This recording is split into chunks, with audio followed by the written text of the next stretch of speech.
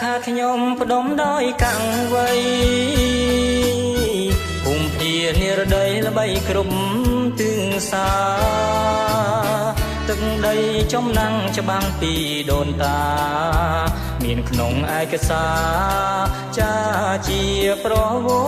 ត្តិអ្នកដឹកនាំថ្មីលោកបានរៀបចំចង់ជួយស្រុកឃុំឲ្យរីកមុខមាត់តាកៅអីលើផ្ដើមអង្គភិវឌ្ឍចម្រើនធំធាត់វិវត្តឈានឡើងឯកឧត្តមវិសំណាងលោកបានដឹកនាំ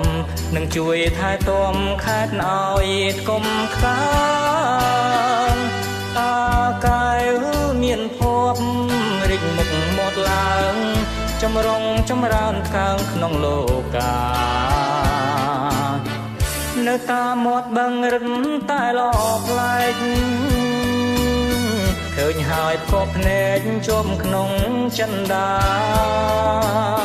បងប្អូនប្រុសស្រីកំសាន្តកាយាដើរតាមសួនច្បា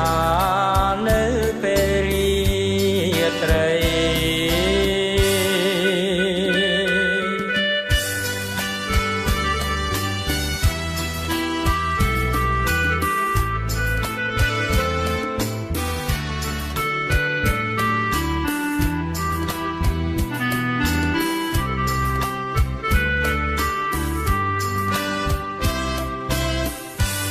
ឯកឧត្តមវិសំណាងលោកបានដឹកនាំនឹងជួយថែទាំខេត្តឲ្យគុំខានតាកែវមានភ័ព្វរិចមុខមាត់ឡើងចម្រុងចម្រើនខាងក្នុងលោកា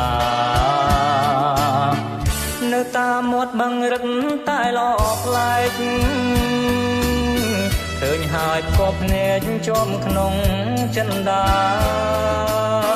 បងប្អូនប្រុសស្រីកំសាន្តកាយា